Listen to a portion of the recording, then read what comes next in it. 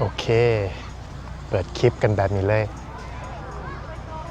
พามาเบิ่งบรรยากาศเนาะฉลองวันศาสตร์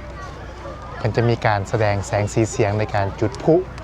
หรือว่าแสดงโดรนเนาะโดรนที่จะเป็นฮูปนั้นฮูปนี่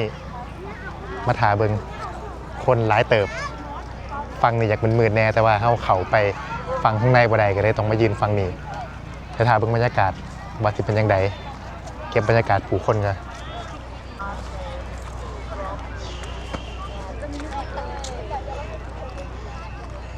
อันนี้เป็นวันที่2ธันวาคมเนาะวันศาสตร์ครบรอบ50 ปีของเราถือว่าเป็นวันที่ยิ่งใหญ่คนเวียงจันทร์คนลาวหรือว่าทุกแขวงกะถาฉลองถาเบิ่งการแสดงต่างๆเสียดายเนาะเขาไปไกลกว่านี้บ่ได้บ่เป็นยังถาเบิ่งจุดนี้น่าจะชัดเจนคือกันจากมืดแน่แต่ว่ากล้องกาใส่ได้อยู่แจ้งอยู่น่าจะอีกประมาณบ่ดนเนาะอีกประมาณบ่เกิน30 นาทีมันก็จะมีการแสดงโดรน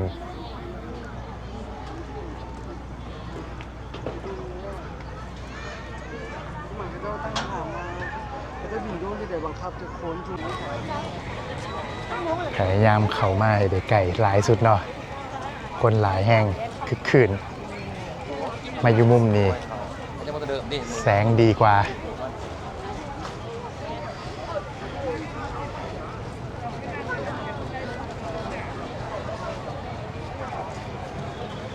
โอเคถ่ายเบิ้งมุมนี้นะจะงามแหละโอเคถ่ายเวลาอย่างเดียว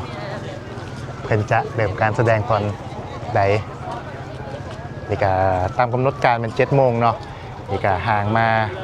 นิดนึงแล้วน่าจะเริ่มการแสดงไวๆนี่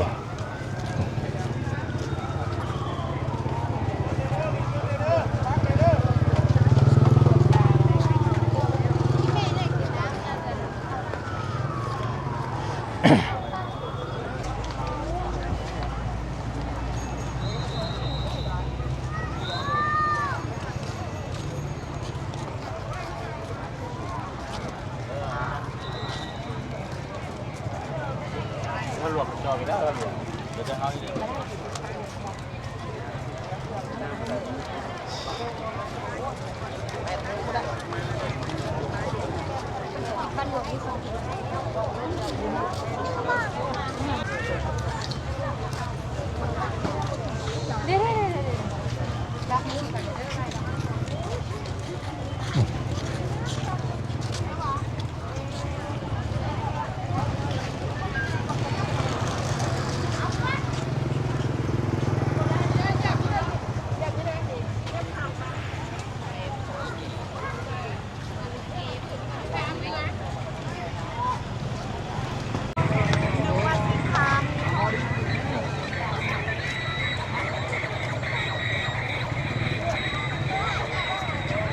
โอ้โทษ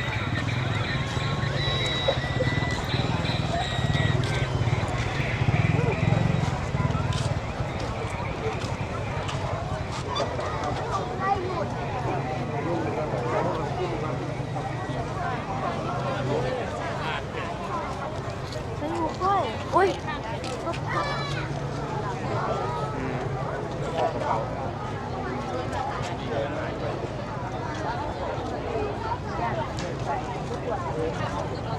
เด็กย่างแบบพูดเลยย่างน้ำปูไปบ้างไปย่างไปบอลน้ำปูไปคักเด้คัก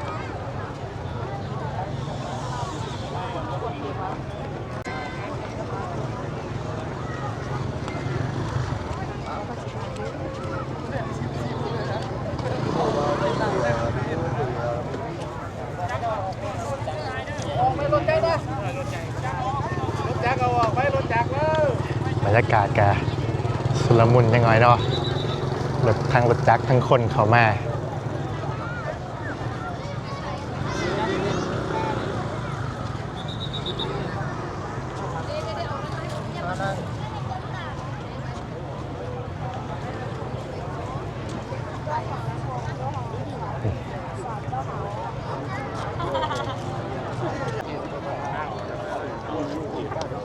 การประเมิน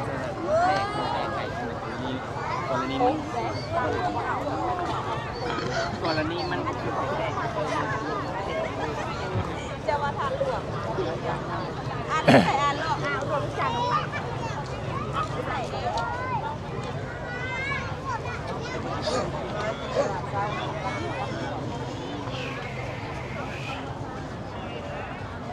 เด็ดมันเข้าไปของไปเรื่อยๆ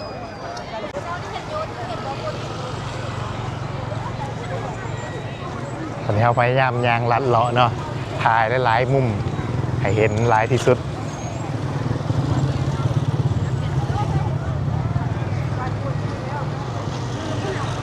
ภายรถจักรมากับจะง่ายแน่เขามาสบายแล้วก็มาจอดอยู่ใกล้ๆแต่ว่ารถใหญ่ก็ต้องให้ยางไกลแน่แต่ว่ารถจักรมากตรงใดระวังเด้ออาจจะมีขี่หลอกขี่ลัก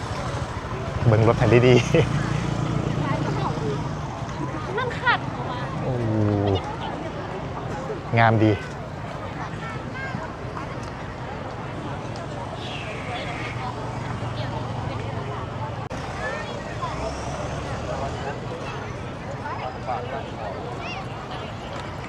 กระดาษปากกา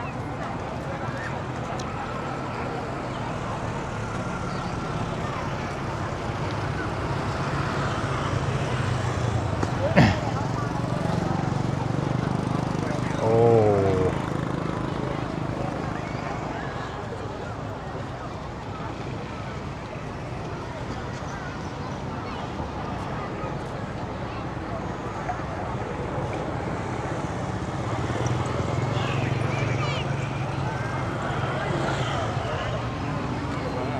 เดินลงมาตามนี้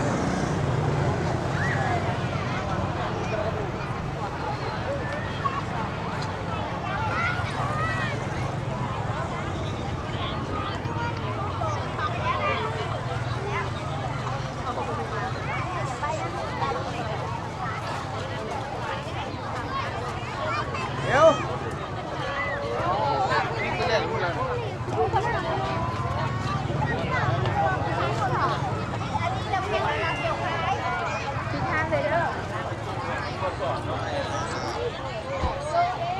โอเค มุมนี้คิดว่าไก่สุดของประตูไส้แหละเห็นประตูไส้อีกมุมหนึ่งเต็ม ไก่แม่เป็นสุดจริง ๆแต่ว่าอาจจะโบแมนมุมที่สามารถถ่ายโดรนหรือว่าถ่ายไฟสวยงามสุดเนาะเดี๋ยวสิกลับไปมุมเก่ายางมาเพื่อเก็บภาพให้ทุกคนเห็นแต่ละมุมว่าคนมาหลายขนาดใด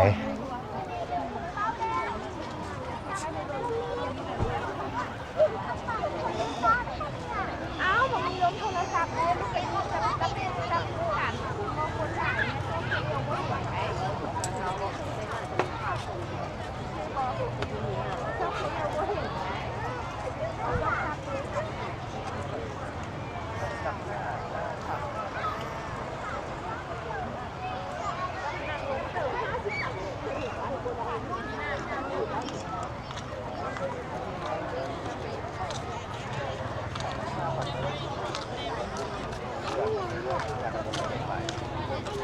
เอาเพลงนึง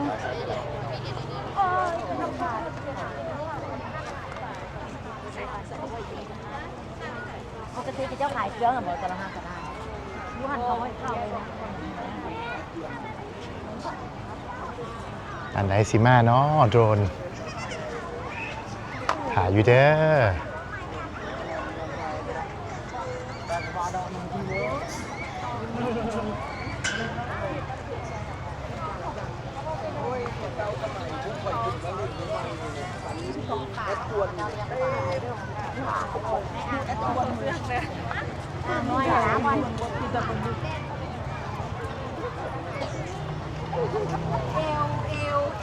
จะกลับไปมุมเก่าปะไปเช็ครถจักรเขาก่อนระแวงแกบ่ฮู้เสียมากแล้วบ่คุ้มเลย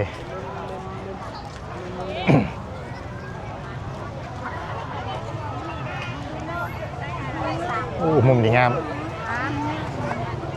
ไปมาพี่มาพี่เรื่องมาพี่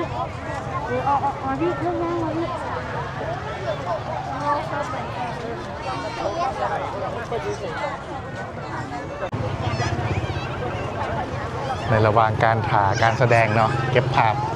บรรยากาศผู้คนให้เบิ่งก่อน คือคืนดี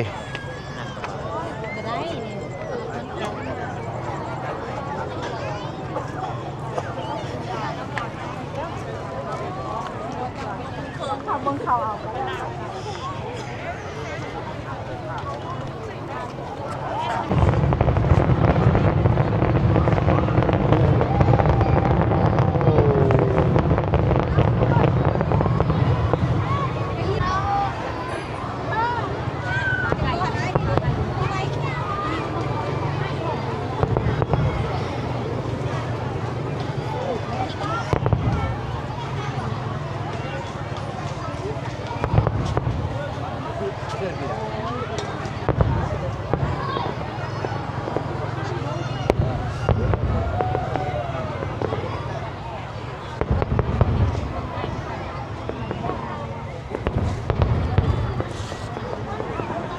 โอเค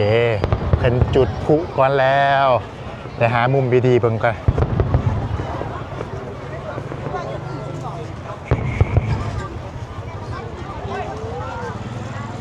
เห็นหมดเนาะมุมนี้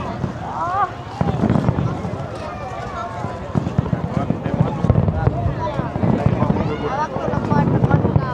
หลายกว่า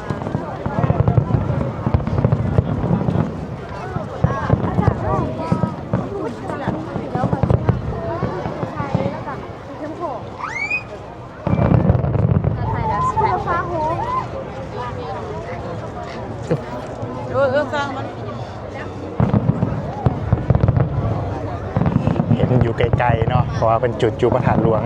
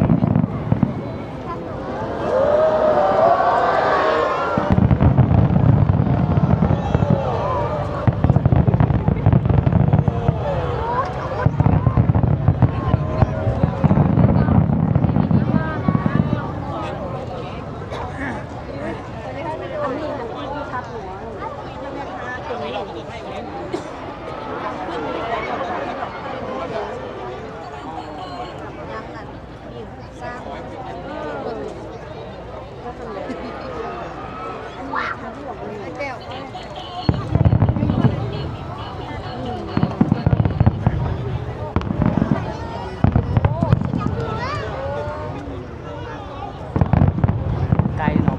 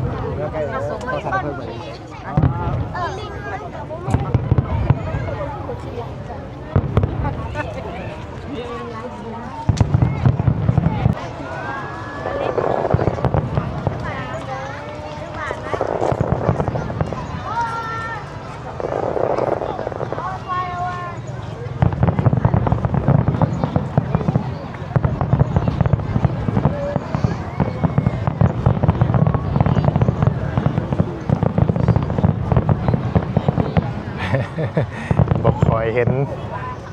อยู่ไกลโพดเพราะว่าเป็นจุดจูพระธาตุหลวง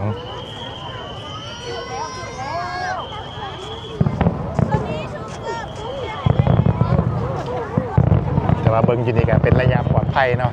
คันที่เขาไปไกลโพดเขาไปไกลโพดกับบุปลอดภัยเดี๋ยว ดี๋ยวหาเบิ่งเป็นแสดงโดรนอาจจะเห็นได้ชัดเจนกว่านี้ พวกนั้นก็ได้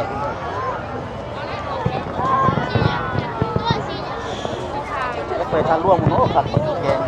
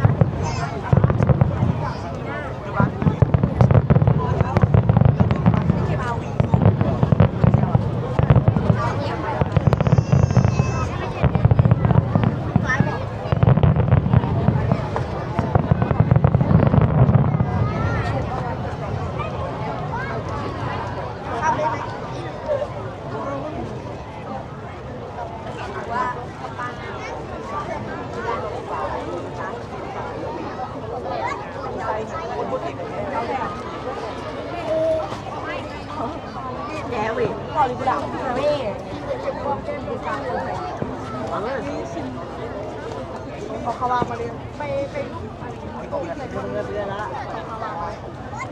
ทำไมมันเหมือน เบิดละบ่ยังต่อบัดนี้ มีโดรนบ่หรือว่าบ่มี แบงก์กดสารพิษว้าว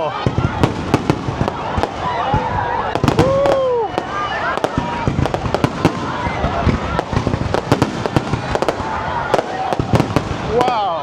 เซอร์ไพรส์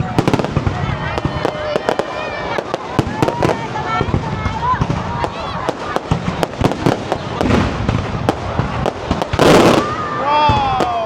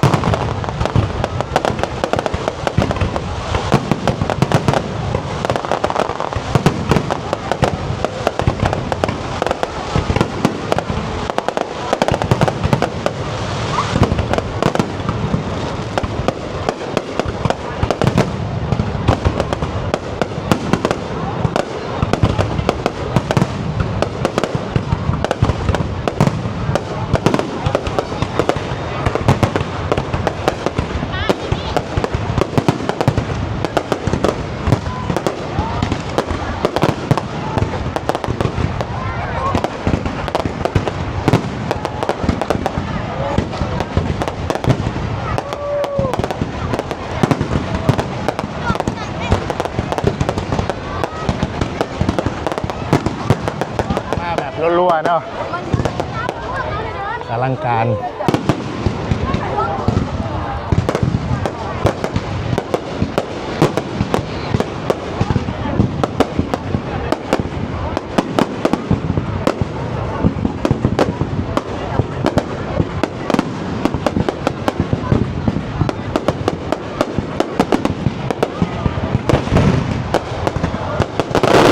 ว้าว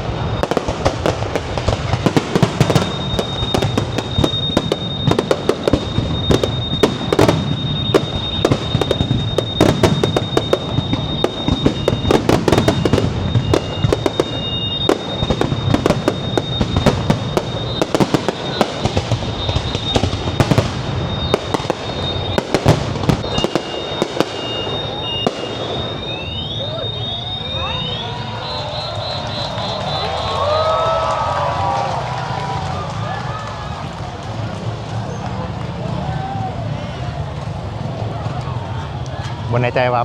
จบสุดหรือว่าจบเลยเนาะแต่ว่าเมื่อกี้นี่มันดีแบบมาเป็นสุดใหญ่เป็น10-20 นาทีเลยบนในใจว่าบางทีไม่โดนดิบอหรือว่าจบแล้วถามบางทีข้าวหนึงก่อนจะถามเบิ่งตอนตัดต่อเพราะว่าในกล่องในกล่องมันจอหน่อยอาจจะบ่งามแต่ว่าตอนเบิ่งในจอใหญ่อาจจะเก็บสีเก็บรายละเอียดได้แบบงามๆเลย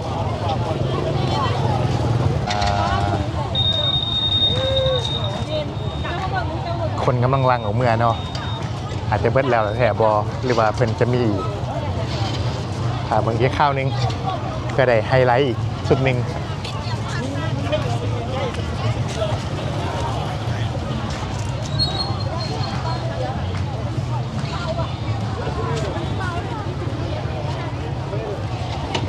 เป็นจุด2สุดเนาะสุดหนึ่งอยู่ฐานหลวงและสุดหนึ่งอยู่แบบไกลๆนี่เลยตึมตำอะอยู่บนเดินขางประตูไส้เนี่ยจุดนี้เลย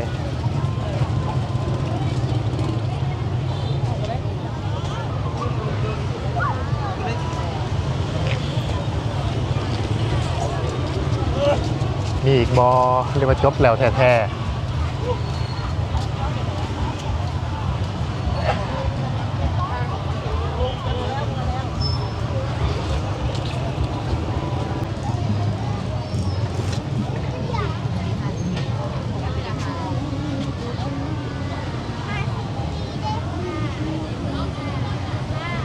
วันนี้เพิ่นแสดงโดรนเนาะเห็นแต่ไกลๆ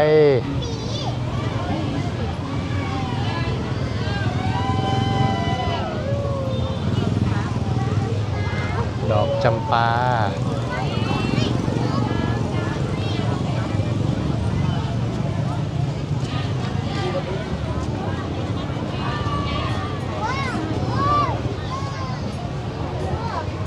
เดี๋ยวยังขับไปไกลๆตึมครบรอบ50 ปี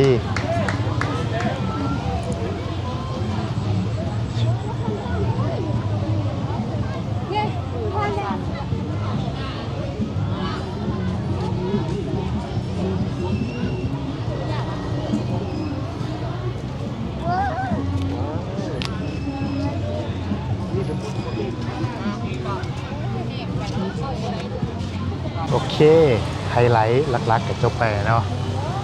เหลือแต่การแสดงโดรนแต่ว่าเอาเบิ่งใกล้ๆบ่ค่อยเห็นบันไดเวียได้หูบนี่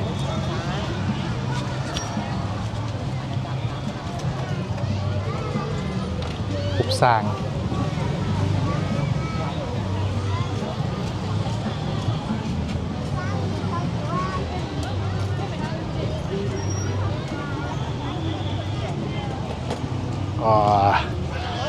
ขิวควันจุดคุ หลายคนกันยังขาเบิ่งต่อเนาะแต่ว่าเขาสีเด็กกลับไปแล้วโอเคปิดคลิปนี้จุ๊บ